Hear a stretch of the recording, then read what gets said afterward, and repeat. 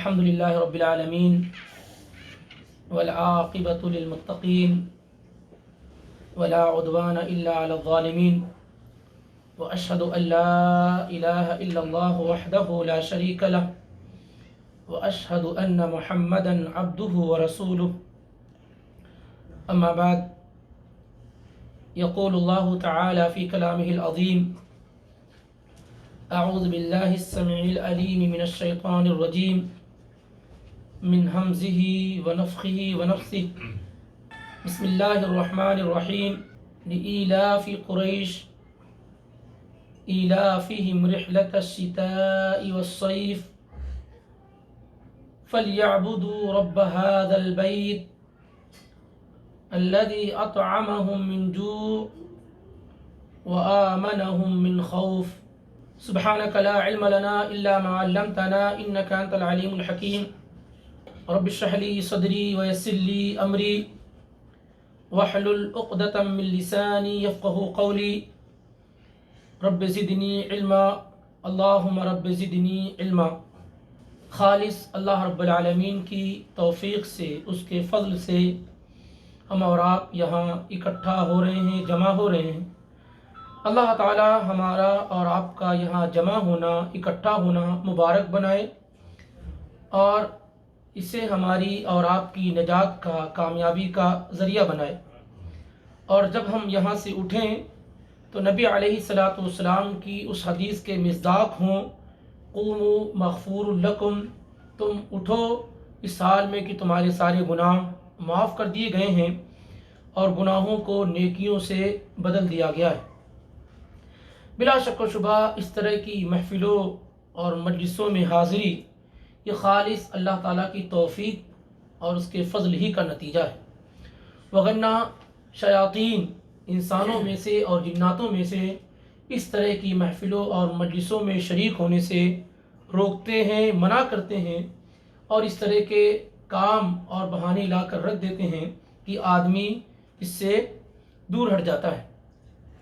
اس لیے جب کوئی عمل آپ کر لیں تو اس پر اللہ تعالیٰ کا شکر بجا لائیں کہ اللہ تعالیٰ نے یہ توفیق بخشی۔ لا حول ولا قوت الا باللہ۔ ترتیب کے اعتبار سے ہم اور آپ سورہ قریش تک پہنچے ہیں۔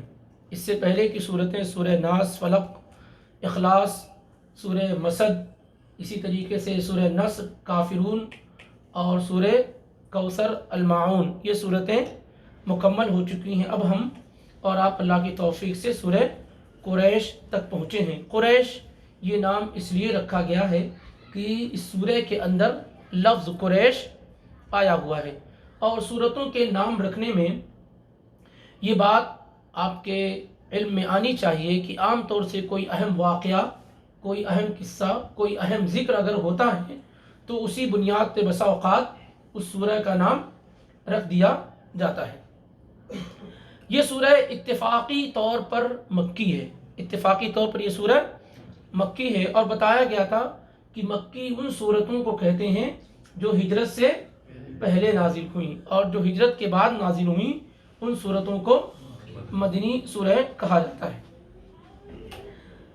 اس سورہ کے اندر اللہ تعالیٰ نے کئی اہم احسانات جو اللہ نے قریش پر کیے ہیں ان کو ذکر کیا ہے، بیان کیا ہے، اور ان احسانات کے صلے اور نتیجے میں اللہ تعالیٰ نے کہا کہ جب اس قدر تمہیں پروٹوکول مل رہا ہے، اتنی سہولیات مل رہی ہیں، امن و امان مل رہا ہے، تو صرف اور صرف اس وجہ سے کہ تم خانہ کعبہ کے باشندے، اس کے متولی، اس کی دیکھ ریکھ کرنے والے، تو یہ سب جو کچھ تمہیں پروٹوکول مل رہا ہے یہ سب اس گھر کی وجہ سے مل رہا ہے۔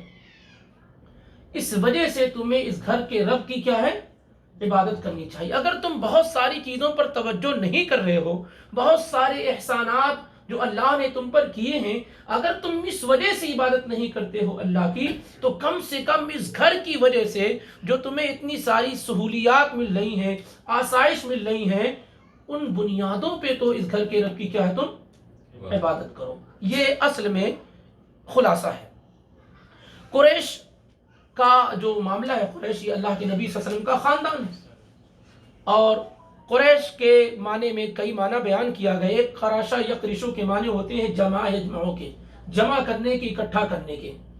نبی علیہ الصلوۃ والسلام کے گرانڈ فادر قصی بن کلاب نے اپنے خاندان والوں کو اکٹھا اور جمع کیا اور مسجد حرام کے پاس. تو کہا جاتا ہے کہ اسی موقع سے ان کو قریش کہا جانے لگا. اور یہ بھی کہا گیا ہے کہ ایک مچھلی کا نام کرش ہے جو تمام دوسری مچھلیوں کو نگل جاتی ہے، اور اس بنیاد پہ بھی ان کو قریش کہا گیا کہ یہ دو چھوٹے تمام قبیلوں کو کیا ہے اپنے اندر سمیٹ لیے ہیں، جمع کر لیے. لیکن پہلی بات زیادہ درست اور قوی معلوم ہو رہی ہے. الفا یا لفو کے معنی ہوتے ہیں مانوس کرنے کے، دلجوئی کرنے کے، محبت کرنے کے. اور آلفا یولفو ایلاف کے معنی ہوتے ہیں کسی کو کسی سے مانوس کر دینا، کسی کو کسی کے اندر محبت ڈال دینا. یہاں جو لفظ استعمال ہوا ہے ایلاف کا وہ آلفا یولفو ایلاف سے ہے، کہ جیسے بچہ جب کسی اجنبی کو دیکھتا ہے تو وہ اس سے کیا ہے ڈرا ہوا ہوتا ہے کیونکہ مانوس نہیں ہوتا ہے. تو آپ ایسی کوشش کرتے ہیں جس کی وجہ سے سامنے والے سے بچے کا ڈر کیا ہے ختم ہو جاتا ہے. کبھی کبھار بچہ بلی کو دیکھ کے ڈر جاتا ہے، اس سے مانوس نہیں ہوتا، تو آپ اس کو اپنے ساتھ بیٹھا کر کے اور اس طریقے سے تاکہ اس کے دل کے اندر سے وہ خوف ختم ہو جائے. تو آلفا یولفو ایلاف کے معنی ہوتے ہیں مانوس کرنے کے، دلجوئی کرنے کے، محبت ڈال دینے کے. یہ جو قریش کے لوگ تھے، عرب کی سرزمین تو آپ کی نگاہوں کے سامنے ہے، یہاں پر زراعت وغیرہ کا کوئی تصور نہیں تھا. یعنی وہ سرزمین ہے جہاں پر غلے وغیرہ نہیں اگائے جا سکتے ہیں، کھیتی نہیں کی جا سکتی تھی. تو گزر بسر کس پر ہو، کس طریقے سے وہ گزر بسر کریں. اب اس کا واحد ذریعہ یہ ہے کہ وہ ٹریول کریں، سفر کریں، دوسرے ملکوں سے جو ہے ٹرون کریں، لین دین کریں. اور سفر آج کے زمانے کے حساب سے پچھلے زمانے سفر کیا تھا، انتہائی مشکل سفر تھا. کہیں آنا جانا کافی مشکل تھا، لوگ لوٹ لیے جاتے تھے، مال ضبط کر لیا جاتا تھا. تو اب ایک تو سفر سے آدمی خوف محسوس کرتا ہے. آپ لوگ کافی سفر کر چکے ہیں، لیکن وہ جو گاؤں میں آپ جائیں گے، جو لوگ سفر نہیں کیے تو ان کو ٹرین پہ بیٹھنا، ایکسیلیٹر پہ چلنا ہے، سب پہ کیا ہے ایک ڈر ہوتا ہے. لیکن جب آپ ان کو عادت بنا دیتے ہیں تو آسان ہو جاتا ہے. تو یہی معاملہ ان کے ساتھ بھی تھا کہ وہ سفر کرنے سے کیا ہے ڈرتے تھے. اور سفر یہ کامیابی کا ایک اہم راستہ ہے. کہا جاتا ہے السفر وسیلۃ الظفر، سفر جو ہے ٹریول کرنا یہ کامیابی کا ایک وسیلہ ہے، سبب ہے اور ذریعہ ہے. تو اللہ تعالیٰ نے سفر سے ان کو مانوس کر دیا. یعنی جو خوف اور ڈر سفر کو لے کر کے تھا، اللہ نے اس ڈر اور خوف کو ان کے دلوں سے کیا ہے نکال دیا، اور پھر ان کے لیے ٹریول کرنا، سفر کرنا آسان ہو گیا. چنانچہ وہ دو سفر کرتے تھے، ایک گرمی کے دنوں میں اور ایک سردی کے دنوں میں، جس سے ان کے لیے گزارا بسارا کرنا بہت آسان ہو گیا. یمن کا جو علاقہ ہے اس زمانے میں تجارت کے لیے کافی مشہور علاقہ یمن اور شام تھا. اور شام جب کہا جائے تو آپ کو یہ معلوم ہونا چاہیے کہ شام اس زمانے کا، آپ کا اس زمانے میں جو سیریا ہے، فلسطین ہے، جارڈن ہے، اور اسی طریقے سے لبنان ہے، یہ اس زمانے کا شام ہے. تو شام جو علاقہ تھا وہ کون سا علاقہ تھا؟ سرد علاقہ تھا، ٹھنڈ علاقہ تھا.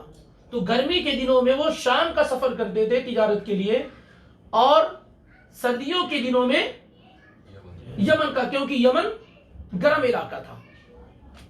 تو اللہ تعالیٰ نے ان کے لیے سفر کو آسان کر دیا، مانوس کر دیا کہ تم ٹینشن سفر کے بارے میں، جو خوف تھا ان کو اللہ تعالیٰ نے ان کے دلوں سے نکال دیا. یہ ایک احسان اللہ تعالیٰ کا، کیونکہ ہر آدمی کے لیے سفر کرنا آسان نہیں ہوتا ہے.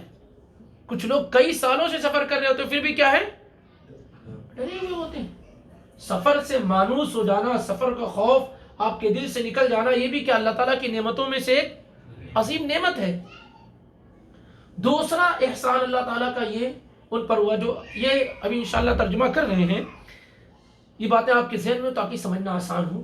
دوسرا احسان کیا ہے کہ اس زمانے میں جب کوئی آدمی ٹریول اور سفر کرتا تھا تو بڑا خوف ہوتا تھا، راستے میں لوگ لوٹ لیتے تھے، لیکن قریش کے لوگوں کو نہیں لوٹا جاتا تھا۔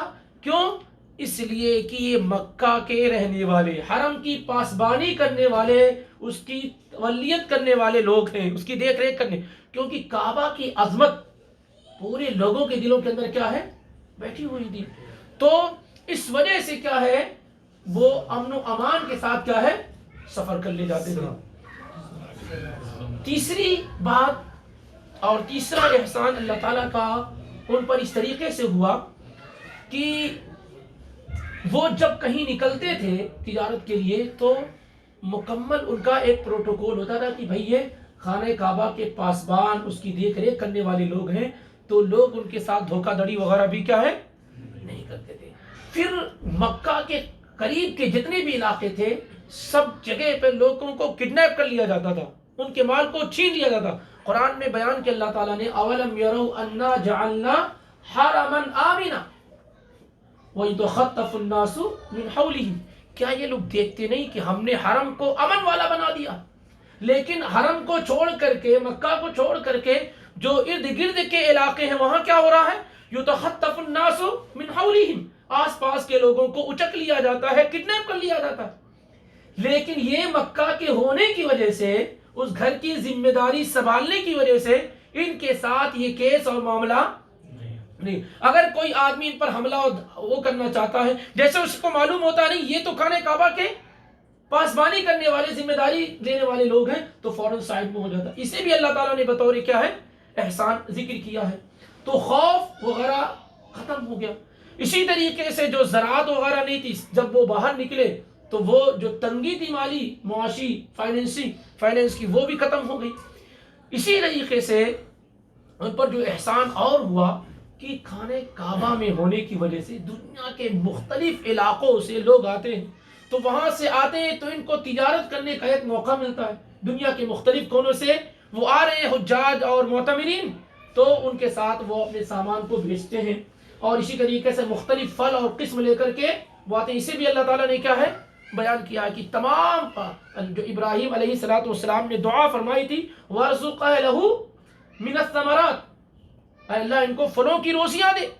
تو اس کا نتیجہ یہ ہوا کہ دنیا کے مختلف قسم کے پھل سمٹ کر کے اکٹھا اور جمع ہو کر کے حرم میں آگے۔ آج بھی آپ جائیں نہ وہاں سیب پیدا ہوتا ہے، نہ انار پیدا ہوتا ہے، نہ کوئی، لیکن آپ دیکھیں گے دنیا جہان کے پھل آج بھی کیا ہے وہاں پر موجود۔ تو یہ سب جو ہو رہا ہے یہ کس وجہ سے ہو رہا ہے؟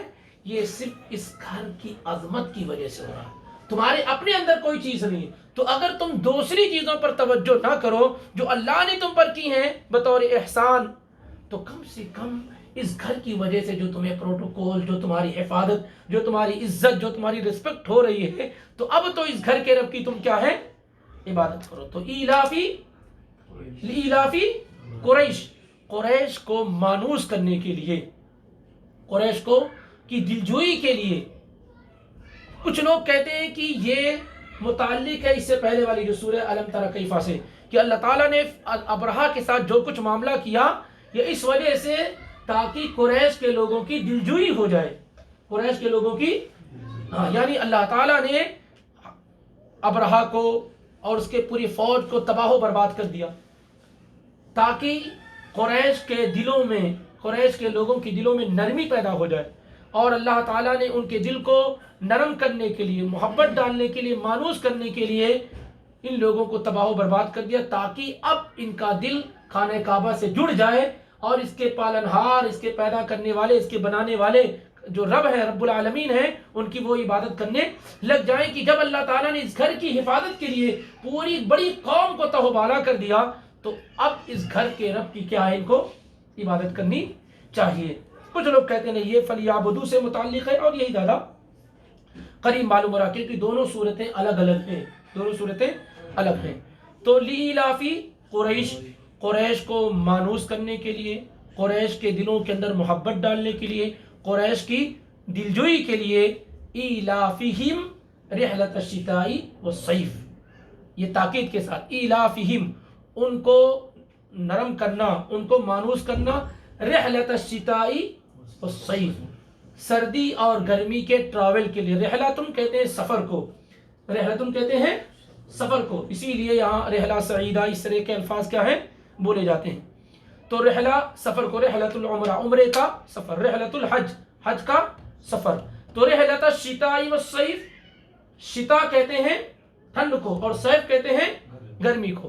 گرمی اور ٹھنڈی کے سفر کو سے مانوس کرنے کے لیے، آسان کرنے کے لیے، دلجوئی کے لیے، لإیلاف قریش، قریش کو مانوس کرنے کے لیے، ان کی دلجوئی کے لیے، ان کا دلجوئی کرنا، سفر کے لیے آسان کرنا ٹھنڈی اور گرمی کے سفر کو۔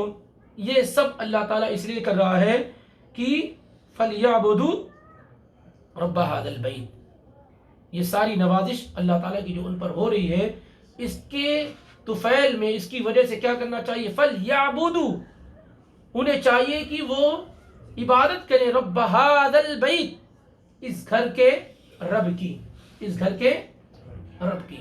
اگر آپ رب البیت کہتے، رب الکعبہ کہتے ہیں کہ خانہ کعبہ کے رب کی قسم، رب الکعبہ کی قسم، تو جائز اور درست ہے۔ لیکن اگر آپ کہتے ہیں خانہ کعبہ کی قسم تو نہیں جائز اور درست ہے۔ دونوں فرق سمجھ رہے ہیں؟ اگر آپ کہتے ہیں کہ بیت اللہ کی، اللہ کے گھر کی قسم، تو جائز اور درست ہے، اور اگر آپ کہتے ہیں خانہ کعبہ کی قسم تو جائز اور درست تو نہیں ہے، کیونکہ اللہ کے علاوہ کسی کی بھی قسم نہیں کھائی جا سکتی ہے۔ لیکن جب آپ کہتے ہیں اللہ کے گھر کی قسم، اس گھر کے رب کی قسم، تو پھر کیا ہے؟ گویا کہ آپ اصل میں اللہ کی قسم کھا رہے ہیں۔ تو فَلْيَعْبُدُوا رَبَّ هَذَا الْبَيْتِ، انہیں چاہیے کہ وہ اس گھر کے رب کی عبادت کریں۔ کیا وہ عبادت نہیں کرتے تھے؟ نہیں، بتوں کی عبادت کرتے، لیکن کیا خانہ کعبہ کی، کیا اللہ کی وہ عبادت نہیں کرتے تھے؟ یہ سوال بہت اہم ہے۔ حج کرتے تھے، عمرہ کرتے تھے، نمازیں پڑھتے تھے، طواف کرتے تھے، صدقات و خیرات کرتے تھے، یہ سب عبادت ہے کہ نہیں؟ تو جب عبادت کرتے تھے تو اللہ تعالیٰ نے یہ کیوں کہا کہ انہیں اس گھر کے رب کی عبادت کرنی چاہیے، جب وہ عبادت آلریڈی کر رہے تھے؟ وہ حج بھی کرتے تھے، عمرہ بھی کرتے تھے۔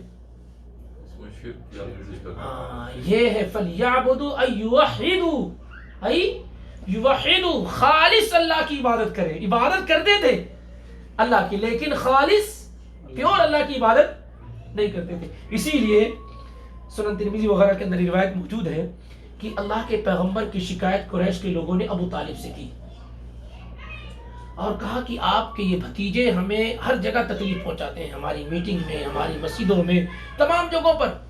تو اللہ کے نبی تو ابو طالب نے اپنے بیٹے عقیل سے کہا کہ ایتنی بمحمد، جاؤ محمد صلی اللہ علیہ وسلم کو بلا کے لاؤ۔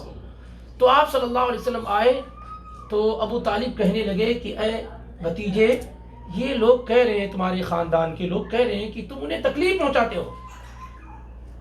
تو اللہ کے نبی صلی اللہ علیہ وسلم نے اپنے چچا کو مخاطب کرتے ہوئے کہا کہ میں تو صرف انہیں ایک کلمے کی طرف بلا رہا ہوں، تدین لہم بہا العرب، جس کلمے کی بنیاد پر میرے خاندان کے لوگ عرب کے مالک ہو جائیں گے، اور جو غیر عرب کے لوگ ہیں وہ جزیہ اور ٹیکس پر آ جائیں گے۔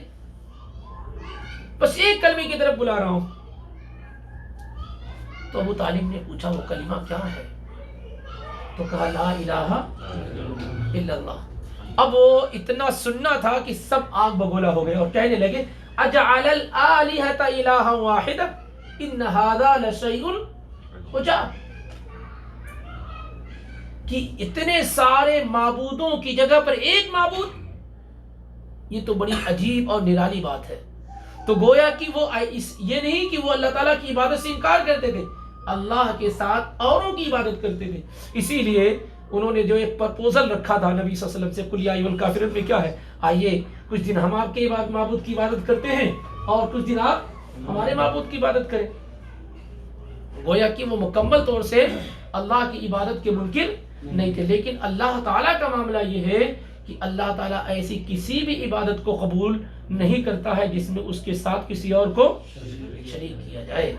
اس لیے اس طرح کی آیت کا مطلب ہے یوحد اللہ، خالص تنہا اللہ کی عبادت کی جائے۔ قرآن میں اللہ نے ذکر کیا وَجَعَلُوا لِلَّهِ مِمَّا ذَرَأَ مِنَ الْحَرْثِ وَالْأَنْعَامِ نَصِيبًا، اور جو لوگ کھیتیاں وغیرہ کرتے تھے جب اس سے گلے اور اناج نکلتے تو کیسے تقسیم کرتے تھے؟ وَجَعَلُوا لِلَّهِ مِمَّا ذَرَأَ مِنَ الْحَرْثِ وَالْأَنْعَامِ، جب وہ اکٹھا اور جمع ہو جاتے تھے تو کہتے تھے هَذَا لِشُرَكَائِنَا، یہ حصہ ہمارے شرکاء کا ہے اور یہ اللہ کا ہے۔ یہ کیا ہے؟ اللہ کا ہے، یہ ہمارے شرکاء کا، جو اللہ کے پارٹنر ہیں۔ تو اللہ تعالیٰ نے اس کا جواب دیا کہ دیکھو جو تم اللہ کے لیے نکال بھی رہے ہو نا، وہ بھی اللہ تک پہنچنے والا نہیں ہے، کیونکہ اللہ ایسے کسی بھی عبادت کو پسند نہیں کرتا ہے جس میں اس کے ساتھ کسی اور کو پارٹنر اور شریک بنایا گیا۔ ساء ما یحکمون، کتنا برا فیصلہ وہ کیا ہے کرتے ہیں۔ تو یہاں پر فَلْيَعْبُدُوا رَبَّ هَذَا الْبَيْتِ میں یعنی خالص اللہ تعالیٰ کی اس گھر کے رب کی عبادت کریں، اس کے ساتھ کسی کو اور کو شریک اور پارٹنر نہ بنائیں، کیونکہ وہ اللہ کی عبادت کرتے تھے لیکن اللہ کے ساتھ اوروں کو اللہ کا پارٹنر بنائے ہوئے تھے۔ اس کے مختلف دلائل قرآن کے اندر کیا ہے موجود ہے، بلکہ مشاکل میں، مشکلوں میں، پریشانیوں میں جب کوئی بڑی آفت آتی تو نہ لات، نہ ہبل، نہ عزا، نہ منات، کسی کو نہیں پکارتے تھے۔ فَإِذَا رَكِبُوا فِي الْفُلْكِ دَعَوُا اللَّهَ مُخْلِصِينَ لَهُ الدِّينَ فَلَمَّا نَجَّاهُمْ إِلَى الْبَرِّ إِذَا هُمْ یشرکون۔ اللہ تعالیٰ کہتا ہے جب کشتی میں سوار ہوتے، کشتی بھور میں پھنس جاتی تو صرف اللہ کو پکارتے، خالص اللہ کو۔ فلما نجاہم الی البر اذا هم یشرکون، اور جب اللہ تعالیٰ ان کو نجات دے دیتا، خشکی پر لے کر آ جاتا تو پھر وہ اللہ تعالیٰ کے ساتھ کیا ہے شرک کرنے لگ جاتے۔ وَإِذَا مَسَّ الْإِنسَانَ الضُّرُّ دَعَانَا لِجَنبِهِ أَوْ قَاعِدًا أَوْ قَائِمًا فَلَمَّا كَشَفْنَا عَنْهُ ضُرَّهُ مَرَّ كَأَن لَّمْ يَدْعُنَا إِلَىٰ ضُرٍّ مَسَّهُ، کہ جب انسان کو تکلیف پہنچتی ہے تو اٹھا بیٹھا اللہ اللہ اللہ اللہ۔ یہ مسلمانوں کا بھی معاملہ ہے لیکن ان میں وہ بھی شامل ہے، جب تکلیف پہنچتی ہے تو اٹھے بیٹھے حال میں اللہ اللہ۔ فلما کشفنا عنہ ضرہ، اور جب ہم تکلیف کو اس سے دور کر دیتے ہیں، مر کأن لم يدعونا الى ضر مسہ، پھر وہ اپنی پرانی حالت پہ ایسے لوٹ جاتا ہے جیسے کبھی اس کو کوئی تکلیف ہوئی نہیں۔ تو یہاں پر فَلْيَعْبُدُوا رب هذا البیت یعنی خالص اس گھر کے رب کی وہ عبادت کریں۔ الذی اطعمہم من جوع، جس رب نے انہیں کھلایا کس سے؟ بھوک سے، کیونکہ اگر وہ تجارت اللہ ان کے لیے آسان نہ کرتا، ٹریول کو ان کے لیے اللہ تعالیٰ آسان نہ کرتا تو بھوکے مرتے، کیونکہ کھانے کے لیے کچھ بھی نہیں تھا، کھانے کے لیے کچھ بھی نہیں تھا، کوئی کھیتی باڑی نہیں تھی، لیکن اللہ تعالیٰ نے ان کے لیے سفر کو آسان کر دیا، سفر کے راستے کو آسان کر دیا، ساری چیزیں اللہ نے ان کے لیے مہیا کر دی جس کے ذریعے سے ان کو کھانا مل رہا۔ الذی اطعمہم من جوع، جس ذات نے انہیں کھلایا۔ اطعم یطعم، اطعام کے معنی کیا ہوتے ہیں؟ کھلانا، اور کھلانے والا کون ہے؟ اللہ رب العالمین، کھلانے والا اللہ رب العالمین ہے۔ تو الذی اطعمہم من جوع، جس نے انہیں کھلایا کس سے؟ بھوک سے، بھوک سے بچا کر کے اللہ نے انہیں کھلایا۔ جوع کے معنی بھوک کے ہوتے ہیں۔ وآمنہم من خوف، آمنا یومنو ایمان، اور امن یامنو کے معنی ہوتے ہیں محفوظ کرنے کے، امن ڈال دینے کے، اور اللہ تعالیٰ نے انہیں خوف سے امن میں داخل کر دیا، منتقل کر دیا، انہوں نے خوف سے بچا کر کے امن والی زندگی عطا کر دی۔ ورنہ صورتحال یہ تھی کہ ہر جگہ لوٹ مار پڑی ہوئی تھی، لیکن یہ اہل مکہ یعنی اہل خانہ کعبہ کے ذمہ دار ہونے کی وجہ سے ان پر وہ جو ہے خوف کا معاملہ نہیں تھا۔ یہ بڑی نعمتوں میں سے ہے کہ اگر آپ کہیں ایسی جگہ ہیں جہاں امن و امان ہے، امن و امان ہے اور کھانے کی نعمت بھی آپ کو مل رہی ہے، ایک دن کا کھانا، تو یہ اللہ تعالیٰ کی بہت بڑی دولت ہے جو آپ کو مل رہی ہے۔ نبی علیہ الصلوۃ والسلام نے کہا من اصبح منکم آمنا فی سربہ، یہ حدیث ہمیشہ ذہن میں رکھیے، یہ حدیث ہمیشہ ذہن میں رکھیے تاکہ آپ کو انزائٹی نہ ہو، تاکہ آپ ڈپریشن میں نہ جائیں، تاکہ آپ اس طرح کی پریشانیوں میں مبتلا نہ ہوں۔ کیا کہا نبی علیہ الصلوۃ والسلام نے؟ من اصبح منکم آمنا فی سربہ، جو آدمی اپنے گھر میں جہاں وہ رہ رہا ہے وہاں صبح کرے کیسے؟ امن و امان کی حالت میں۔ کیسے صبح کرے؟ امن و امان ہے، کوئی بم وسفوٹ نہیں، کچھ نہیں۔ دیکھیے اہل غزہ اللہ تعالیٰ ان کی حالت پر رحم فرمائے. کیا صورتحال ہے، ان کو معلوم نہیں کہ صبح کیسی ہونی. دنیا کے اور مختلف علاقوں میں جہاں مسلم بسے ہوئے ہیں معلوم نہیں کہ صبح ہونی کہ نہیں ہونی. من اصبح منکم آمنا فی سربہ، جو آدمی اپنے علاقے میں اپنے گھر میں امن و امان کے ساتھ صبح کرے، معافن فی جسدہ، اور اس کا جسم صحیح سالم ہو، کوئی بیماری نہ لاحق ہو اس کو، وعندہ قوت یومہ، اور اس کے پاس صرف ایک دن کی خوراک ہو، صبح کر رہا ہے شام تک کی خوراک ہے، فکأنما حیزت لہ الدنیا بحذافیرہا، تو اللہ کے پیغمبر فرماتے ہیں کہ گویا کہ اسے پوری دنیا کی نعمت اسے دے دی گئی ہے. کیونکہ اس نعمت کا آدمی ادراک نہیں کر سکتا ہے.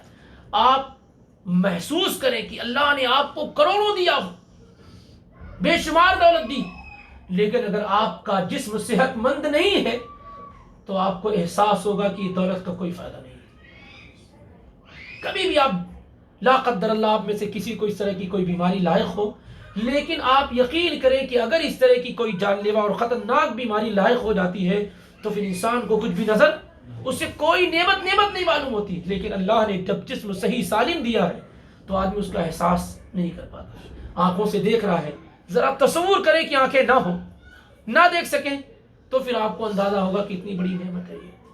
تو ایسے ہی جسم کا صحیح سالم ہونا بہت بڑی نعمت. دوسری بڑی بات کیا ہے کہ آپ امن و امان کی حالت میں ہیں، آپ کے بچے صحیح سالم ہیں، آپ روڈ پر صحیح سالم چل رہے ہیں، کوئی لوٹ نہیں رہا، کوئی کڈنیپ نہیں کر رہا، کوئی گھر میں نہیں گھس رہا ہے، کسی طرح کی آفت نہیں آ رہی ہے. یہ جو امن ہے یہ اللہ تعالیٰ کی طرف سے کیا ہے، بہت بڑی نعمت ہے، بہت بڑی نعمت ہے. پھر الحمدللہ اللہ تعالیٰ نے ایک دن کا نہیں سالوں بھر کا راشن ہمیں دے رکھا ہے. ایک دن کا نہیں سالوں کا راشن ہمارے گھر کے اندر کیا ہے، موجود ہے. ایک گھر نہیں رہنے کے لیے کئی گھر موجود ہیں. تو کس قدر اللہ تعالیٰ کا شکر بجا لانا چاہیے یہ بتانے کی ضرورت نہیں. اگر ہم اور آپ یہ چاہتے ہیں کہ اللہ کی نعمتیں ہم پر ایسے ہی برقرار رہیں تو آپ کو کیا کرنا ہوگا، شکر گزاری کرنی ہوگی.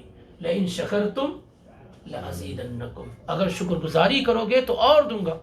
ولئن کفرتم ان عذابی لشدید، اور اگر ناشکری کرو گے تو میرا عذاب کیا ہے، بہت سخت ہے. تو یہ مختصر انداز میں اس سورہ کا ترجمہ اور اس کا خلاصہ ہے. اب اس کے بعد جو آج ارادہ کر کے آیا ہوں، نہ جانے آپ کے حق میں بہتر ہو یا نہیں، وہ یہ ہے کہ چند آیات میراث کے متعلق ہیں، طریقے کے متعلق ہیں. اور پچھلے کافی دنوں سے شاید ہو سکتا کبھی اس کا ذکر ہوا ہو، یہ کوشش چل رہی ہے کہ شریعت کا یہ ایک اہم معاملہ ہے جس میں کوتاہی اور کمی بہت بڑے پیمانے پر پائی جاتی ہے. یا آپ یہ سمجھیں کہ پریکٹیکل لائف طریقے اور میراث سے کافی دور ہے، اور بہت سارے لوگ اس میں بڑی بڑی خامیاں اور غلطیاں کرتے ہیں جس سے امن و امان، رشتہ داری یہ بھی ختم ہوتی ہے، اور اللہ سے جو کنیکشن اور جو تعلق ہے وہ ختم ہو جاتا ہے. کیونکہ حرام کھانے کی نحوست یہ ہے کہ آپ نے اپنے آپ پر اللہ کی نصرت اور مدد کا دروازہ بند کر لیا ہے. دنیاوی اعتبار سے آپ نے کیا کیا کہ حرام کھا کر کے آپ نے اللہ تعالیٰ کی سے جو کنیکشن ہے، جو تعلق ہے، وہ آپ نے کیا کر دیا، بند کر دیا. کیونکہ کوئی بھی دعا ایسے شخص کی جو حرام کھاتا ہو اللہ تعالیٰ کے وہ قبول نہیں کی جاتی ہے. طریقہ اور میراث میں یہ بڑا معاملہ ہے کہ بہت سارے لوگ اس بیماری کے اندر ملوث ہیں. آج وہ بات نہیں کرنی ہے مجھ کو جو اس سے پہلے کر چکا ہوں. آج بات مختلف انداز سے تھوڑی کرنی ہے. وہ یہ ہے کہ میراث میں طریقے میں ہونے والی جو بعض بڑی بڑی غلطیاں ہیں اس کا ایک اشارہ آپ کے سامنے کرنا ہے تاکہ ہم اس سے الرٹ ہو جائیں، باخبر ہو جائیں، متنبع اور آگاہ ہو جائیں، اور اپنی زندگیوں میں اس طرح کی غلطیاں نہ کریں، کیونکہ اس کے انجام انتہائی خطرناک ہیں. اسی لیے جب اللہ تعالیٰ نے میراث کی آیات بیان کی ہیں جہاں اللہ تعالیٰ نے تقسیم کی ہے میراث کی، میراث وہ مال جو میت چھوڑ کر چلا جائے، اور اس کو اصل میں طریقہ کہتے ہیں. جب کوئی شخص مر جائے تو جو اس کا مال ہوتا ہے، اس کی پراپرٹی ہوتی جو بھی ہو، وہ طریقہ کہلاتا ہے، کہلاتی میراث کہلاتی ہے. اللہ تعالیٰ نے ایک چیز اور بڑی اہم ہے، قرآن اگر آپ پڑھتے ہیں اور سمجھ کر پڑھتے ہیں تو آپ یہ چیز محسوس کریں گے کہ اللہ تعالیٰ نے قرآن میں ڈیٹیل اور تفصیلات بیان نہیں کی۔ جیسے توحید کے بعد سب سے اہم عبادت کیا ہے؟ نماز۔ سب سے اہم عبادت کیا ہے؟ نماز ہے۔ اسلام کا جو پہلا پلر ہے وہ کیا ہے؟ توحید ہے۔ اس کے بعد کیا ہے؟ نماز ہے۔ تو توحید کے بعد، مسلمان ہو جانے کے بعد سب سے اہم چیز کیا ہے؟ وہ نماز ہے۔ لیکن نماز کی ڈیٹیل اور تفصیلات قرآن میں موجود ہیں۔ رکوع کیسے کرنا ہے، سجدہ کیسے کرنا ہے، دعا کیا پڑھنی ہے، قیام کیسے کرنا ہے، یہ تفصیلات آپ کو قرآن میں نہیں ملیں گی۔ اسلام کا ایک اہم پلر کیا ہے؟ زکوٰۃ ہے۔ اس کی بھی تفصیلات، مکمل تفصیلات آپ کو قرآن میں نہیں ملیں گی۔ اسی طرح حج اسلام کا ایک اہم رکن ہے، اس کی بھی تفصیلات کیا ہے؟ آپ کو قرآن میں نہیں ملیں گی۔ میرے اپنے علم کی حد تک یہ وہ مسئلہ ہے طریقے اور میراث کا جسے اللہ تعالیٰ نے تفصیل سے بیان کر دیا ہے۔ کیسے بیان کیا ہے؟ تفصیل سے بیان کیا، کیونکہ اس کا تعلق مال سے ہے۔ اس کا تعلق کیا ہے؟ مال سے ہے، اور مال جب بھی کوئی تقسیم کرے گا تو آپ کہیں گے یہ میرے ساتھ انصاف نہیں ہوا، میرے پر ظلم ہوا، میرے پر زیادتی ہوئی۔ آپ اندازہ لگائیں، اگر ایک مثال میں آپ کو دوں تو یہ بات سمجھنی آپ کو آسانی ہو جائے گی کہ کیا اس روئے زمین پر محمد الرسول اللہ صلی اللہ علیہ وسلم سے زیادہ کوئی انصاف والا انسان پیدا ہوا ہے؟ اگر انصاف کا دوسرا نام محمد الرسول اللہ ہو تو اس میں کوئی مبالغہ ہے؟ لیکن آپ جانتے ہیں کہ اللہ کے پیغمبر تقسیم کر رہے ہیں اور آپ کو کہا جا رہا ہے اے محمد انصاف کیجئے، اے محمد انصاف کیجئے۔ کس سے کہا گیا؟ محمد الرسول اللہ صلی اللہ علیہ وسلم سے کہا جا رہا ہے کہ آپ انصاف کیجئے، مال دینے میں عدل سے کام لیجئے۔ تو اگر اللہ کے پیغمبر کے علاوہ کوئی اور تقسیم کرے، آپ کریں، میں کروں، یہ کریں، تو کیا اس پر انگلی نہیں اٹھے گی؟ اس لیے اللہ تعالیٰ نے طریقے اور میراث کو خود ساتوں آسمان کے اوپر عرش سے خود تقسیم کر کے بھیج دیا ہے کہ بیٹی کا اتنا، بیٹا کا اتنا، ماں کا اتنا، باپ کا اتنا، بھائی کا اتنا، بہن کا اتنا، بیوی کا اتنا، شوہر کا اتنا، اس کنڈیشن میں اتنا، اس کنڈیشن میں اتنا۔ یہ تقریباً آپ دیکھیں گے تو 90% سے زیادہ تقسیمات اللہ تعالیٰ نے خود آسمان سے کر کے بھیجی، تاکہ کوئی یہ نہ کہے کہ میرے کو کم ملا، میرے پر زیادتی ہوئی، مجھ پر ظلم ہوا۔ یہ ساری چیزیں نہ رہے، کیونکہ جب اللہ تعالیٰ نے تقسیم کیا ہے تو اس کی تقسیم پر اعتراض کرنا تو کفر ہے۔ اسی لیے قرآن کی 3 آیات پڑھیے، سورہ نساء کی آیت نمبر 11، 12 اور 176 آخری آیت۔ یہ 3 آیات وہ ہیں جن میں طریقے کو، میراث کو، پراپرٹی کو اللہ تعالیٰ نے کیسے تقسیم کرنا ہے اور کس کا کیا حق بیان کیا ہے۔ لیکن جو اہم بات ہے، آیت نمبر 11 اور 12 کے بعد 13 اور 14 پڑھیں گے جب آپ، تو اس میں اللہ تعالیٰ نے کہا تلک حدود اللہ، یہ اللہ تعالیٰ کی حدود ہے، اس کی باؤنڈیشنز ہیں۔ جو اس کے اندر رہے گا، یعنی اللہ تعالیٰ کی، اس کے رسول کی اطاعت و فرمانبرداری کرے گا، اس کے لیے جنت کی بشارت ہے، اس کے لیے جنت کی بشارت ہے۔ لیکن وہیں پر کہا وَمَن يَعْصِ اللَّهَ وَرَسُولَهُ وَيَتَعَدَّ حُدُودَهُ يُدْخِلْهُ نَارًا خَالِدًا فِيهَا وَلَهُ عَذَابٌ مُّهِينٌ۔ لیکن جو شخص میراث کے اس لا کو، اس قانون کو نہیں مانے گا، اللہ کی مخالفت کرے گا، رسول کی بغاوت کرے گا، اور اس حدود کو جو اللہ نے بنائی ہے اس کو کراس کرے گا، یدخل نارا خالدا فیہا، اللہ اسے ایسی جہنم میں داخل کرے گا جس میں وہ ہمیشہ رہے گا، اور اس کے لیے رسوا کن عذاب ہوگا۔ یہ جو آیت طریقے کے بعد، میراث کے بعد بیان کی جا رہی ہے، اس کو بہت غور سے سمجھنے کی ضرورت ہے۔ کیوں اللہ تعالیٰ نے یہ کہا کہ وہ ایسی جہنم میں ہوگا جس میں وہ ہمیشہ ہوگا؟ ہم سبھی جانتے ہیں کہ جو آدمی توحید والا ہے وہ ہر حال میں جنت میں جائے گا، چاہے جو بھی اس کا عمل ہو۔ ہمارا ایمان اور عقیدہ کیا ہے کہ اگر آدمی اللہ کو ایک جانتا ہوا، ایک مانتا ہوا فوت ہوا، توحید پر اس کا خاتمہ ہوا، شرک اس نے نہیں کیا، جو بھی گناہ اس کے ہوں، ہر حال میں وہ کیا ہے؟ جنت میں جائے گا۔ ہر حال میں من مات وهو يعلم انه لا الہ الا اللہ دخل الجنہ۔ جس آدمی کی وفات اس حال میں ہو گئی کہ وہ یہ جانتا ہے کہ اللہ کے علاوہ کوئی حقیقی معبود نہیں ہے، وہ کہاں جائے گا؟ وہ جنت میں جائے گا، لیٹ سویر جو بھی ہو، لیکن جنت ہی اس کا اصل ٹھکانہ ہے۔ لیکن یہاں پر اللہ تعالیٰ نے میراث کون تقسیم کرتا ہے؟ کافر لوگ کریں گے یا مسلمان لوگ؟ اس طریقے سے جو میراث بیان کی گئی کون تقسیم کرے گا؟ تو جب اللہ تعالیٰ مسلمانوں سے گفتگو کر رہا ہے تو وہ یہاں پر یہ بات کو بیان کر رہا ہے کہ ایسی جہنم میں اللہ انہیں داخل کرے گا جس میں ہمیشہ رہیں گے۔ کوئی ایمان والا جہنم میں ہمیشہ رہے گا یا نہیں رہے گا؟ پہلے اس کو کلیئر کر لے، ایک دم یقینی ہے نا؟ تو پھر اللہ تعالیٰ نے میراث کی آیات کو بیان کرنے کے بعد یہ کیوں کہا کہ یدخلوا نارا خالدا فیہا، وہ ایسی جہنم میں رہے گا جس میں وہ ہمیشہ رہے گا اور اس کے لیے رسوا کن عذاب ہے۔ جو اللہ کی حدود پار کرنا تو ہے تو مسلمان نا۔ اس کو دو طریقے سے سمجھیے۔ جو طریقہ اللہ تعالیٰ نے تقسیم کیا ہے، اگر اس طریقے کے اندر ادھر ادھر کر رہا ہے، وہ خرد برد کر رہا ہے، کم بیشی کر رہا ہے، اور یہ جان رہا ہے کہ میں یہ عمل، یہ کام جو کر رہا ہوں یہ غلط ہے، اللہ تعالیٰ کی تقسیم صحیح ہے لیکن وہ اللہ تعالیٰ کی نافرمانی کر رہا ہے، تو ایسا شخص تحت المشیہ ہے، اللہ تعالیٰ کی مشیت کے اوپر ہے۔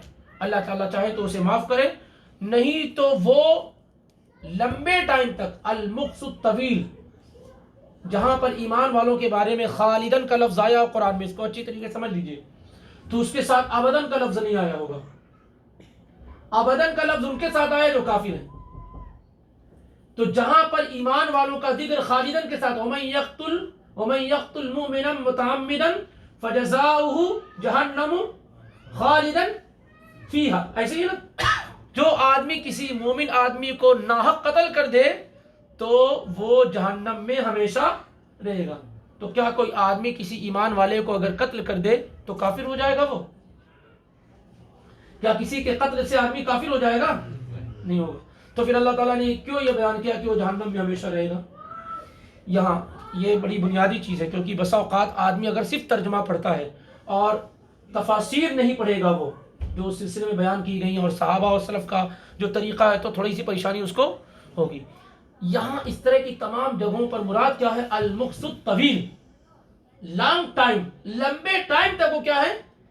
جہنم میں رہے گا، لمبے ٹائم تک جہنم میں رہے گا۔ تو یہاں پر جو اللہ رب العالمین نے بیان کیا کہ جو آدمی اللہ کی حدود کو کراس کرے گا، یعنی میراث کو، طریقے کو اس طریقے سے نہیں ڈیوائیڈ کرے گا، تقسیم کرے گا جیسے اللہ نے کیا ہے، لیکن وہ یہ جانتا ہے کہ اللہ نے یہ کیا، یہی مجھے کرنا چاہیے، لیکن نافرمانی میں یا مال کی دولت میں، حرص میں، طمع میں، لالچ میں وہ ایسا کر رہا ہے، تو ایسا آدمی دائرہ اسلام سے خارج نہیں ہو رہا، لیکن اس گناہ کی وجہ سے ہو سکتا ہے کہ وہ جہنم میں لمبے ٹائم تک کیا ہے؟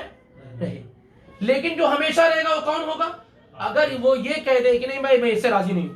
جیسے بہت سارے لوگ کیا کہتے ہیں، جب آپ ان سے کہتے ہیں کہ اللہ تعالیٰ نے اس طرح سے تقسیم کیا ہے تو کہتے ہیں نہیں یہ تو ہم اس سے راضی نہیں ہیں، یہ ہم نہیں مانتے اس کو۔ یہاں پر معاملہ انتہائی خطرناک ہو گیا۔ اگر آپ سے یہ کہا جا رہا ہے کہ آپ کی بہن کا اللہ نے یہ حصہ متعین کیا ہے، جو آپ کو مل رہا ہے اس کا نصف آپ کی بہن کا، وہ کہتا نہیں میں یہ سب نہیں مانتا ہوں۔ ہوتا نہیں بہت سارے لوگ جذبات میں آ کر کے، یہاں پر معاملہ انتہائی خطرناک ہو جاتا ہے۔ یہاں پر معاملہ کیا ہے؟ انتہائی خطرناک ہو جاتا ہے۔ اگر وہ اپنی اس بات پر ڈٹا اور جمع رہے تو اس کا مطلب یہ کہ اللہ تعالیٰ کے اس فیصلے کا وہ منکر ہے۔ اور یہ علماء کیا متفق علیہ معاملہ ہے کہ اگر کوئی آدمی قرآن اور حدیث کی واضح کسی بات کا انکار کرے اور اس پر ڈٹا اور جمع رہے تو پھر کیا ہے؟ وہ تو کفر میں پہنچ جاتا ہے، پھر اس کا انجام خالدن والا یعنی ہمیشہ ہمیشہ جہنم میں رہنے والا ہو جائے گا۔ اب ہم آتے ہیں طریقہ، جیسا بھی ذکر کیا گیا کہ وہ مال جو میت چھوڑ کر کے چلا جائے اس کو طریقہ کہتے ہیں، اسی کو میراث بھی کہتے ہیں، اسی کو جو ہے وراثت بھی کہتے ہیں اردو زبان وغیرہ میں۔ وراثت کے سلسلے میں یا طریقے کے سلسلے میں جو بڑی بڑی فالٹ اور غلطیاں ہیں، صرف اس کی طرف نشاندہی کری جا رہی ہے۔ پہلی غلطی اور بڑی غلطیوں میں سے ہے وہ یہ ہے کہ جب کسی کی وفات ہو جاتی ہے تو اس کا جو طریقہ ہے، اس کا جو مال ہے، اس کو بانٹنے میں تاخیر کی جاتی ہے، ڈیلے کیا جاتا ہے۔ وفات ہو گئی، کئی سال گزر گئے، بلکہ بسا اوقات اتنے کیس آتے ہیں اس وقت ایسے کہ وہ کیا ہے دادا پردادا کی زمینیں بٹی ہی نہیں تو کیسے اب بانٹیں. کئی پشتوں کا معاملہ کیا ہے ویسے پینڈنگ میں پڑا ہوا ہوتا ہے. تو جب کسی شخص کی وفات ہو جائے اور اس کی موت متحقق اور یقینی ہو جائے تو پھر کیا کرنا چاہیے؟ اس کے طریقے کو، اس کے مال کو بانٹنے میں جلدی کرنی چاہیے، کیونکہ وہ مختلف لوگوں کا حق ہے. بیوی کا حق ہے، ماں کا حق ہے، باپ کا حق ہے، کئی بیٹے ہیں ان کا حق ہے، کئی بیٹیاں ہیں ان کا حق ہے. تو ہر ایک کو اس کا حق جلدی سے پہنچ جائے، اس لیے اس کو بانٹنے میں کیا ہے جلدی کرنی چاہیے.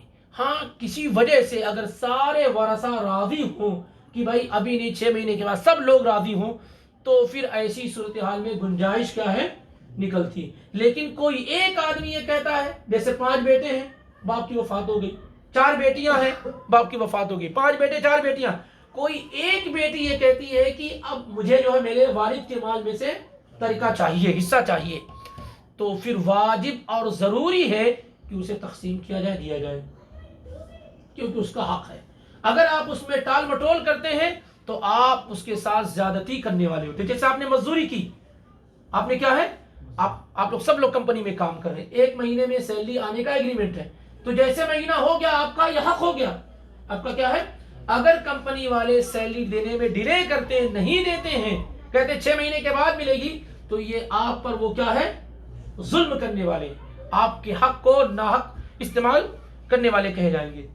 تو یہاں پر اس وجہ سے کیا ہے تاخیر نہیں ہونی چاہیے. خاص طور سے اگر ان میں سے کوئی کبھی کبھار سارے لوگ اولاد ایک جیسے نہیں ہوتے، کچھ غریب ہوتے تو ان کو کیا ہے ضرورت ہوتی ہے تاکہ وہ اپنا کام آگے بڑھا سکیں. تو تاخیر نہیں کرنی چاہیے، بڑی غلطی ہے. کبھی کیا ہوتا ہے کہ وفات ہو گئی تو بیوی کہتی نہیں میں اپنے جیتے جی پراپرٹی کو بٹنے نہیں دوں گی.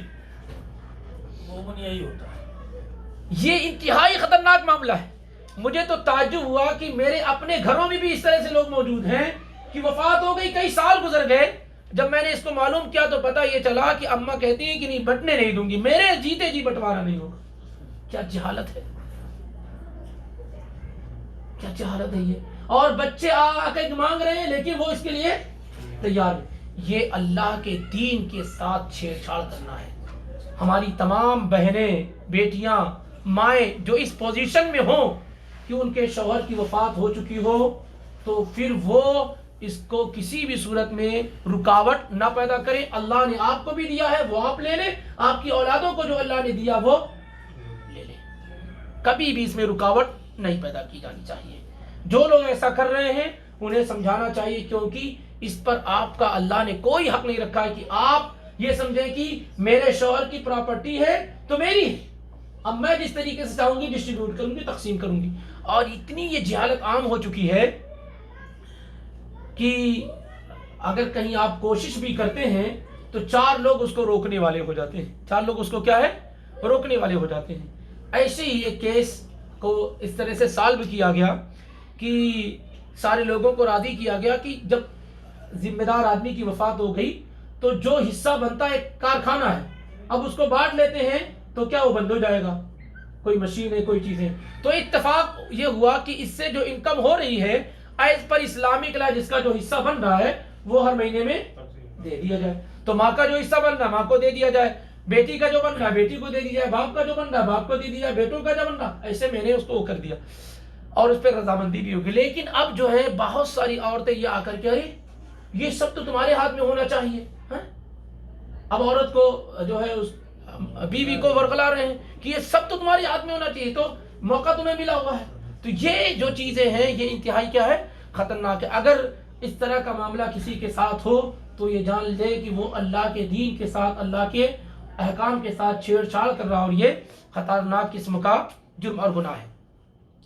دوسری غلطی یہ ہوتی ہے اس سلسلے میں کہ ابھی باپ زندہ ہے یا ماں زندہ ہے، بچے پہلے سے پہنچ جاتے ہیں میرا حصہ دو. طریقہ کس کو کہتے ہیں؟ جب کوئی شخص مر جاتا ہے تو اس کے مال کو طریقہ کہتے ہیں، اس میں آپ کا حصہ ہوتا ہے. لیکن بہت ساری جگہوں پر کیا ہوتا ہے کہ باپ سے زندگی ہی میں مطالبہ کرتے ہیں میرا حصہ مجھے دے دو، یہ والی زمین میرے کو دے دو میں یہاں بنوا لیتا ہوں.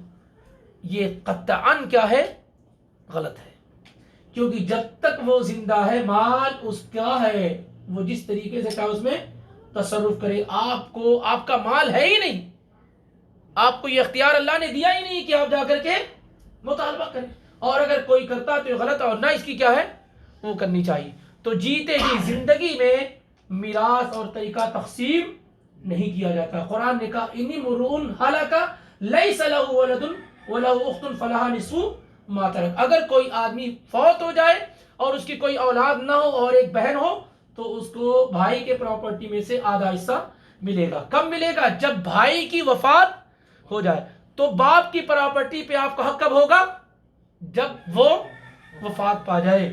جب وہ کیا ہے وفات پا جائے, اس کے بعد ہی آپ کا حق ہے. اس کی زندگی میں حق نہیں. اور نہ ہی کسی بھائی کو میں یہ مشورہ دوں گا کہ وہ اپنی زندگی میں اپنی پراپرٹی کو اپنی اولادوں میں تقسیم کرے, قطعاً نہیں. کیونکہ آپ نہیں جانتے کہ آپ کے ساتھ کیا حالات بننے والے ہیں. ہو سکتا ہے کل آپ کو مال کی ضرورت پڑ جائے, ہو سکتا ہے کسی اور ضرورت پڑ جائے. کیونکہ جب آدمی موت سے قریب ہوتا ہے تو وہ یہ سوچتا ہے کہ مال کو خرچ کر کے وہ جہنم سے اپنے آپ کو بچا لے. تو اس سے بچیں. ہاں, اگر کوئی آدمی زندگی میں اپنی اولادوں کو گفٹ دینا چاہتا ہے, بطور گفٹ کچھ دینا چاہتا ہے تو دے سکتا. لیکن بہت سارا مال اس کے پاس ہے, کروڑوں کا مال ہے, کچھ لاکھ اپنے اولادوں میں تقسیم کرنا چاہتا ہے تو کر سکتا. لیکن اس شرط کے ساتھ التسویۃ بین الاولاد, اس شرط کے ساتھ کہ تمام اولاد کے درمیان کیا ہو, عدل ہو. چاہے بیٹا ہو یا بیٹی ہو, چاہے بیٹا ہو یا بیٹی ہو, چاہے اس کی شادی کیوں نہ ہوگی ہو. یہاں ہمارے پاس کیا ہوتا ہے, باپ کیا کرتے ہیں کہ بیٹوں کو دے دیتے ہیں. بیٹیوں کو جب وہ گھر سے نکل جاتی ہے نا تو سمجھتی ہیں اب گھر میں ہے ہی نہیں ان کا کوئی پارٹ, کوئی حصہ. قطعاً نہیں. کہیں بھی دنیا کے کسی کونے میں رہیں ان کا حق کیا ہے, ختم نہیں. تو اگر کوئی آدمی اپنی زندگی میں اپنی اولاد کو کچھ دے رہا ہے تو بیٹا اور بیٹی کے درمیان عدل اور انصاف کیا ہے, ضروری ہے. چاہے وہ بیٹا ہو یا بیٹی ہو, ایک برابر. 1 لاکھ دے رہا ہے, 9 اولاد ہے, 5 بیٹے 4 بیٹیاں, سب کو 1 لاکھ دینا ہوگا. ایسا نہیں کہ بیٹوں کو 1 لاکھ اور بیٹی کو 50,000. قطعاً نہیں, پورا برابری ہونی چاہیے. نبی علیہ الصلوۃ والسلام کے پاس ایک کیس آیا, صحیح بخاری وغیرہ کے اندر روایت موجود ہے. نعمان ابن بشیر رضی اللہ تعالیٰ عنہ, نعمان یہ بھی صحابی ہیں, ان کے والد بشیر یہ بھی صحابی ہیں. تو بشیر رضی اللہ تعالیٰ عنہ نے اپنے بیٹے کو کوئی گفٹ اور ہدیہ دے دیا, حالانکہ ان کی 9 اور اولاد تھی, بیٹے تھے اور بیٹیاں بھی تھیں. تو ان کی بیگم راضی نہیں. پہلے عورتیں بڑی دیندار ہوتی تھیں, بیگم راضی نہیں ہے, نہیں یہ کیسے بیگم بیغمی ہے وہ, بیغم نہیں, بیگم کیوں کہیں, بیگم غاف سے بھائی, غلط بات نہیں. وہ کہہ رہے بیغم, ان کو کوئی غم نہیں. نہیں. ہمارے کان میں یہی بجا بیگم. تو ان کی بیوی نے, چھوڑ دیتے ہیں, ان کی بیوی نے یہ کہا کہ نہیں, میں ایسا کیسے کہ آپ اپنی ایک اولاد کو دے رہے ہو باقی کو نہیں. آپ جائیے اللہ کے پیغمبر کے پاس, جب وہ کہہ دیں گے تب میں اس فیصلے سے کیا ہے راضی ہوں گی. تو اللہ کے نبی صلی اللہ علیہ وسلم کے پاس جب گئے اور بشیر رضی اللہ عنہ نے بیان کیا کہ میں نے اپنے اس بیٹے کو دے دیا, تو آپ نے فرمایا اعطیت سائر ولدک مثل هذا, کیا تم نے اتنا ہی اپنی ساری اولادوں کو دیا ہے جو نعمان کو دے رہے ہو, کیا اتنا ہی تم نے اپنی ساری اولادوں کو دیا؟ تو کہا نہیں. تو نبی علیہ الصلوۃ والسلام نے کہا فاتقوا اللہ واعدلوا بین اولادکم, اللہ سے ڈرو اور اپنی اولادوں کے درمیان عدل اور انصاف کرو. میرے بھائیوں, سب میں سے اکثر اولاد والے ہیں. ایک معاملہ لوگ کہتے ہیں کہ بیویوں ایک سے زیادہ نکاح نہ کرو کیونکہ بیویوں کے درمیان عدل نہیں کر پاؤ گے, بڑا مشکل کام. وہ تو بات کا مرحلہ ہے, اور اولاد کے درمیان جو انصاف کا معاملہ ہے وہ تو آپ کے پاس ہے. کیا ہم اور آپ اولاد کے درمیان انصاف کر رہے ہیں یا نہیں کر رہے ہیں؟ یہ بہت بنیادی چیز ہے. کبھی کبھی کیا ہوتا ہے, ایک بیٹے سے زیادہ محبت ہوتی ہے, وہ زیادہ خدمت کرتا ہے تو اس کو زیادہ لیتے دیتے ہیں. محبت کا تعلق دل سے ہے, وہ کم اور بیشی ہوگی, کسی سے کم کسی سے زیادہ, لیکن لین اور دین کا جو معاملہ ہے, ہدیہ اور گفٹ کا جو معاملہ ہے, اس میں ہر حال میں ساری اولاد کے درمیان کیا ہے, برابری ہونی چاہیے. اس لیے اس سے بچیے, کہیں ایسا نہ ہو کہ قیامت کے دن مشکلات ہو جائے. اسی طریقے سے اس میں بڑی غلطیوں میں سے اس میں یہ ہے کہ جب کسی کی وفات ہوتی ہے تو وفات ہونے کے بعد لوگ طریقے پر ٹوٹ پڑتے ہیں کہ یعنی میرا مال ہے, میرا مال ہے, مجھے مل جائے, اس طریقے سے. جب کسی کی وفات ہو جائے تو سب سے پہلے کیا کرنا ہوتا ہے؟ میت کا قرض اس سے پہلے بھی، قرض سے پہلے،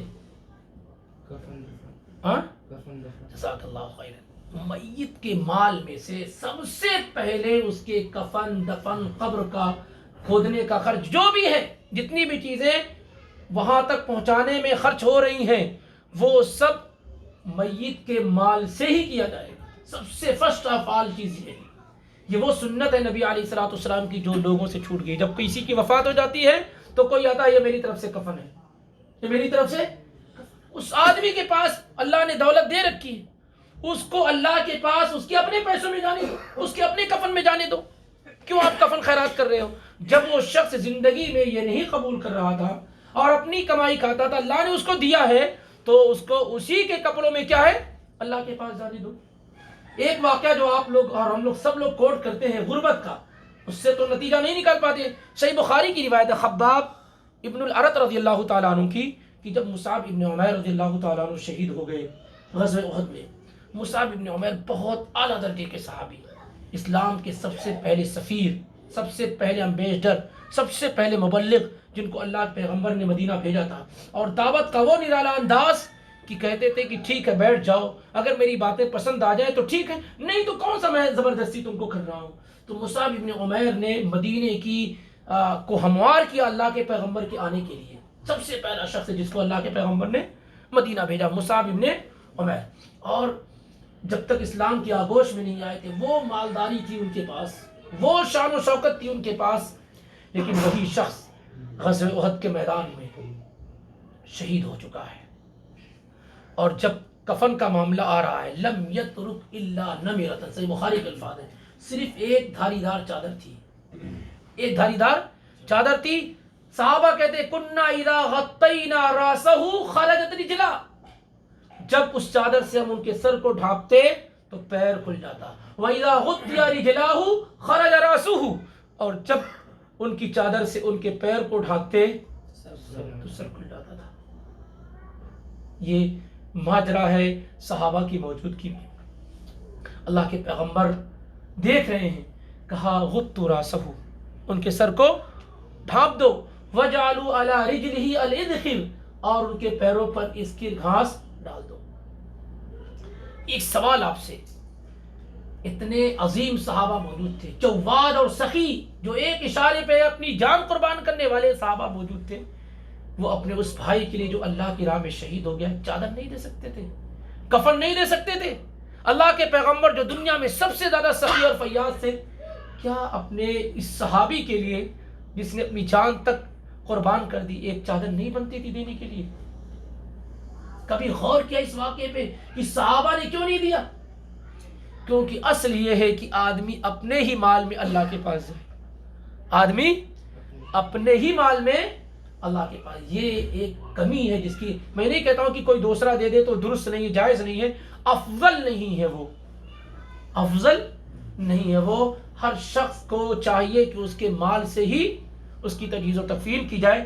یہ بھی خطا ہے، مجھے نہیں معلوم کہ کسی کا ایسا ہوتا ہو، اگر اکثر کیا ہوتا ہے کبھی اولاد لا کے دے دیے، کبھی کوئی اور دوسرے لا دے دیے۔ کچھ جگہوں پر یہ ہے کہ ایک آدمی مر گیا تو سسرال کا کفن آنا چاہیے، یہ بھی ایک بڑا معاملہ ہے۔ زندگی بھر تو وہاں کا کھاتے رہے، مرنے کے بعد بھی کہاں سے کفن آنا چاہیے؟ وہ بھی سسرال کا چاہیے۔ یہ جہالتوں کی حد ہے۔ جنہوں نے پہنچایا وہ کفن بھی تو دیں۔ تو اس پر کیا ہے توجہ ہونی چاہیے۔ دوسرا معاملہ کیا ہے اس کے بعد؟ اب آپ یہ دیکھیے کہ جس آدمی کی وفات ہوئی ہے اس کے ذمہ قرض تو نہیں ہے، اس کے ذمہ کیا ہے؟ جب تک قرض کی ادائیگی نہ ہو جائے تب تک مال تقسیم نہیں کیا جانا چاہیے، تب تک مال تقسیم نہیں کیا جانا چاہیے، پہلے کنفرم ہو جائے کہ جو بھی اس میت کے ذمہ قرض تھا وہ ادا ہو گیا۔ ایک مشہور صحابی ہے الزبیر ابن العوام، الزبیر ابن العوام نبی علیہ الصلوۃ والسلام کے پھوپھی کے لڑکے ہیں، پھوپھی زاد بھائی ہیں، نبی صلی اللہ علیہ وسلم کے باڈی گارڈ ہیں، 10 مشہور صحابہ میں سے ایک ہیں، اور انتہائی مال و دولت والے صحابی ہیں، انتہائی امانت اور صداقت والے صحابی ہیں۔ ان کی امانت کا معاملہ ہے، پہلے تو بینک وغیرہ نہیں ہوتے تھے، آج آپ کے مال محفوظ ہیں، پہلے خطرہ ہوتا تھا کہ زیادہ پیسہ آ گیا تو رکھوں کہاں، ہیں؟ تو اب یہ معاملہ ہے کہ لوگ مال کہاں رکھتے تھے؟ الزبیر ابن العوام کے پاس یہ امانت رکھ لو. لیکن امانت میں معاملہ کیا ہے کہ یہ موبائل میں نے آپ کو دیا تو ایسے ہی لوٹانا ہے. 500 کی نوٹ آپ کو میں نے دیا تو آپ کو وہی 500 لوٹانا ہے. یہ امانت ہے. اگر نوٹ بدل بھی گئی تو کیا ہے؟ یہ ایک درجے کی خیانت ہے. مکمل خیانت نہیں لیکن یہ خیانت کی ایک شکل ہے. تو انہوں نے کہا دیکھو بھائی اتنا مشغول آدمی ہو, اتنے لوگ امانتیں لاتے ہیں, تو امانت کو وہ کنورٹ کر دیتے تھے. یہ تم جو 1000 دے رہے ہو رکھنے کے لیے, میں تم سے قرض لے رہا ہوں, جب تمہیں ضرورت ہوگی میں اس کو دے دوں گا. سمجھ لے فرق میں؟ جب قرض ہو گیا تو آپ اس کو استعمال, اور جب امانت ہے تو نہیں کر سکتے. تو اب یہ بڑے پیمانے پر ان کا یہ معاملہ لے لیا جائے. جی امانت ہے, میں نے رکھا ہے, ہاں, اجازت لے لیا, کوئی مسئلہ اگر نہیں. ضرورت ہے بالکل تو کوئی اس کو کنورٹ کر سکتے بالکل ہیں. کوئی مسئلہ نہیں, کوئی مسئلہ بہتر نہیں. ہے, درست ہے. کبھی بھی اگر مان لیتے ہیں, اگر آپ نے اجازت نہیں لی اور آپ کو ضرورت پڑ گئی, آپ فون کیجئے کہ آپ کا یہ امانت میرے پاس ہی, میں اس کو استعمال کر سکتا ہوں. سامنے والا کہتا ہے استعمال کر لیجئے, تو کوئی مسئلہ نہیں, پوچھ کر کے استعمال کیا. لیکن اگر کوئی ایگریمنٹ نہیں ہوا, کچھ بھی نہیں ہوا, اس نے کہا کہ بھائی یہ آپ رکھیے, 1 مہینے کے بعد میں آپ سے لے لوں گا, تو آپ اس میں کچھ بھی نہیں کر سکتے. کچھ کرنا اگر چاہتے ہیں, یا تو پہلے آپ اجازت لے لیجئے, یا تو پھر کیا ہے جب ضرورت ہو تو آپ اجازت. میں تو اس وقت یہی رائے دوں گا پیسے وغیرہ کے معاملے میں کہ آپ اجازت لے لیجئے کہ میں اس کو استعمال کر لوں گا, پھر جب آپ کو چاہیے ہوگا تو میں دے دوں گا, تاکہ گناہ سے آپ کیا ہے بچ جائیں. تو الزبیر بن العوام رضی اللہ تعالیٰ عنہ, صحیح بخاری کی روایت ہے.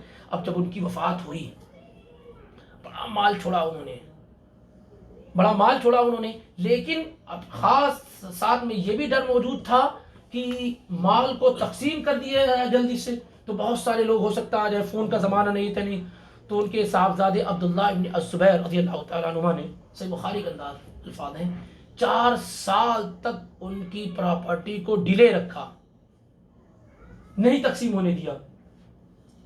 اب ابھی ذکر کیا گیا تو پہلے جلدی تقسیم کیا جائے گا, لیکن یہاں پر ایک خاص ریزن تھا کہ بہت بڑے پیمانے پہ یہ کام وہ کر رہے تھے. تو 4 سال حج میں وہ اعلان کرتے رہے, من کان له علی الزبیر دین فلیاتنا فلنقضه, جس آدمی کا بھی میرے والد الزبیر بن العوام پر قرض ہو, وہ میرے پاس آئے اور اپنا قرض کیا ہے لے جائے. 4 سال تک یہ اعلان کرتے رہے. جب گزر گیا 4 سال, اس کے بعد کیا ہے ان کے طریقے اور مال کو ڈسٹریبیوٹ کیا گیا. یہاں پر اولاد کو یا جن لوگوں کو ملا اس کی فکر نہیں ہوتی ہے کہ کہاں کہاں باقی ہے, بس جو ہے جلدی سے تقسیم کر لیا جائے. ایک ایسا ہی اپنے قریبی میں جاننے والوں میں ہوا کہ سڈنلی ان کی وفات ہو گئی, کچھ 40 کے اندر تھے وہ. اب معلوم تو ان کو بھی نہیں تھا, لیکن جو بڑے کاروبار کر رہے تھے, تو لوگوں نے کیا کیا, ان کی اولادوں نے جو سارا مال تقسیم کر لیا. پتہ یہ چلا کہ 1.5 کروڑ ان کے ذمہ کیا ہے قرض ہے. اب وہ پڑا ہوا ہے, اب وہ کیا ہے, مال تقسیم ہو گیا, سب لوگوں نے بانٹ لیا, وہ کیا ہے پڑا ہوا ہے. اب انہوں نے کہیں لکھا بھی نہیں, کچھ کیا بھی نہیں, لیکن ثبوت یہ ہوا کہ ہاں وہاں سے وہ مال اٹھاتے تھے اور یہ کیا ہے قرض ہے. اب ابھی تک وہ کئی سال گزر گئے ہیں, دھیرے دھیرے کچھ لوگ ادا کر رہے ہیں, اب بیوی پریشان ہے, لوگ اس طریقے سے. تو اس کو پہلے کرنے کی چیز ہوتی ہے کہ آپ جو ہے قرض اتار دیں, بچا تو ٹھیک ہے, نہیں تو کوئی مسئلہ نہیں. یہ ضروری نہیں کہ ہر بچے کو باپ کی وراثت میں کیا ہے حصہ مل ہی جائے. تو اس پر بھی کیا ہے توجہ کرنی چاہیے.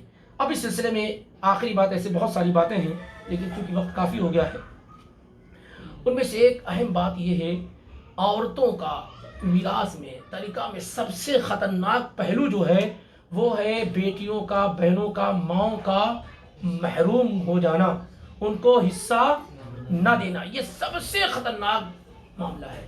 اسی لیے روئے زمین پر ہم لوگوں میں بھی ہو سکتے ہیں حرام خور جس کو کہتے ہیں نا, وہ تعداد بہت زیادہ ہے. اور میں یہی شروع میں اشارہ کرنا چاہ رہا تھا کہ ہماری دعائیں جو رکی ہوئی ہیں اس کی بڑی وجہ یہ ہے کہ ہمارے اندر حرام خوری بہت زیادہ ہے.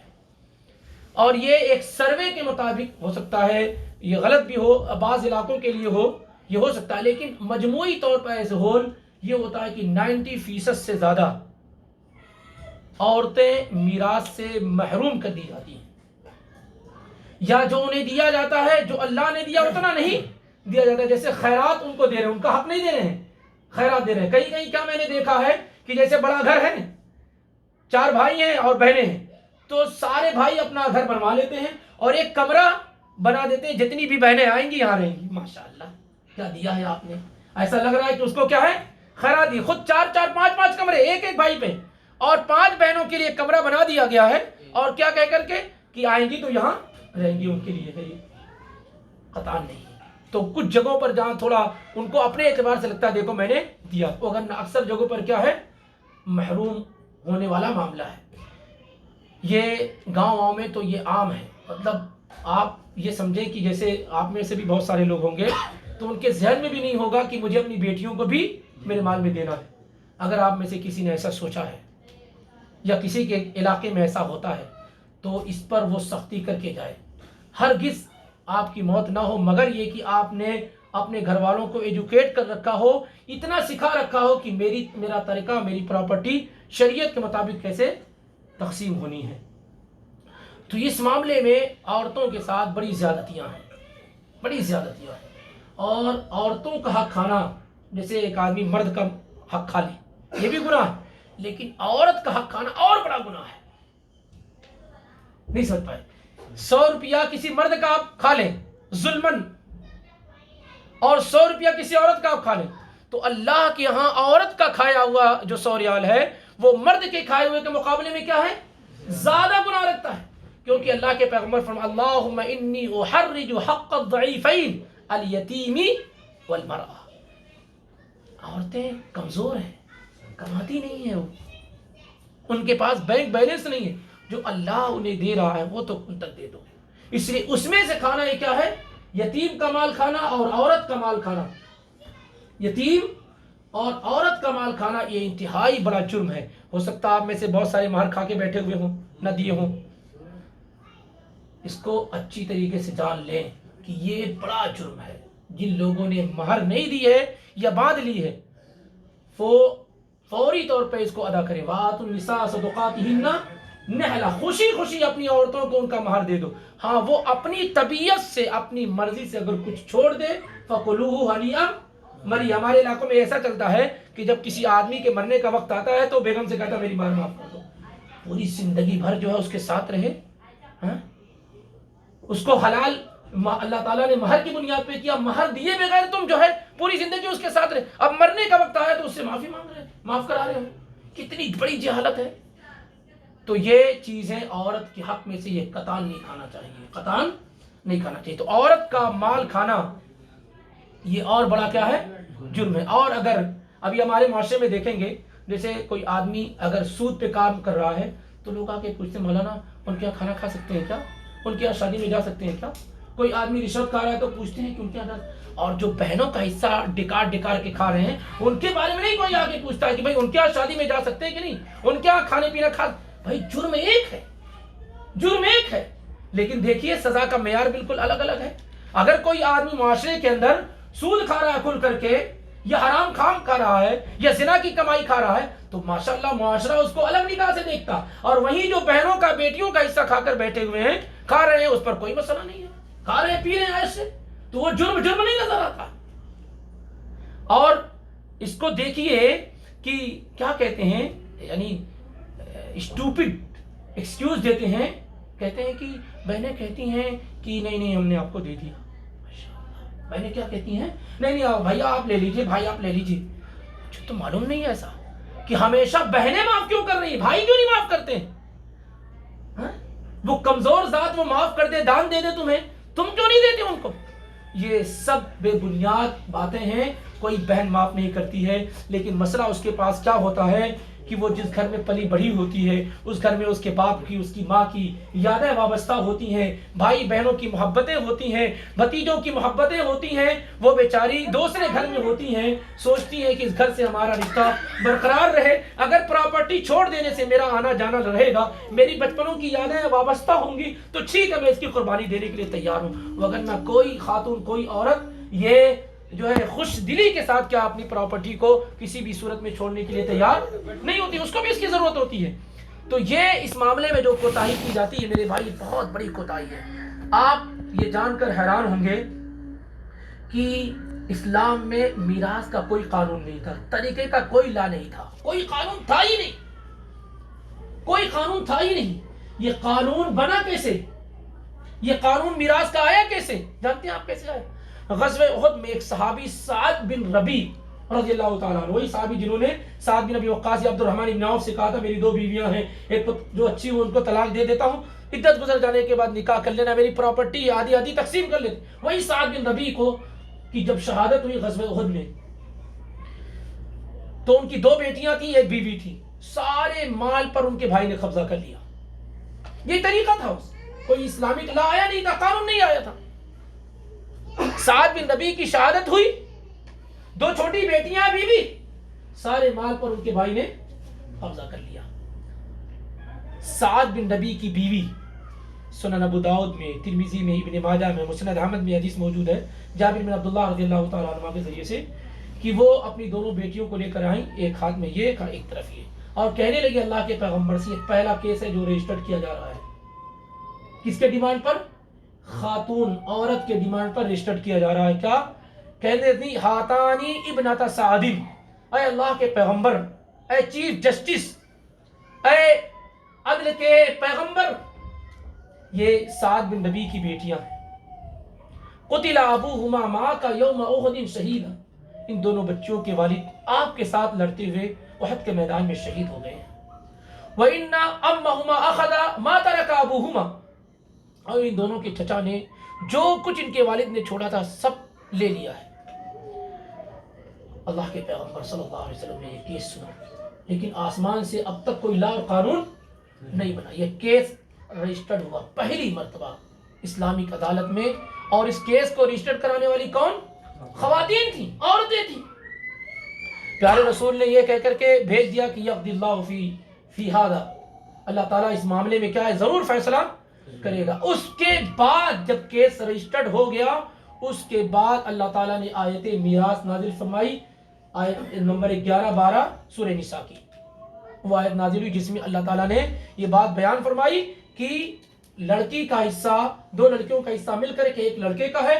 لڑکی اگر اکیلی ہے تو آدھی پراپرٹی اس کی ہے، اگر 2 یا اس سے زائد اور بھائی نہ ہو تو 2/3 اس کو ملے گا. تو اللہ کے پیغمبر صلی اللہ علیہ وسلم نے ان کو بلایا، کن کو؟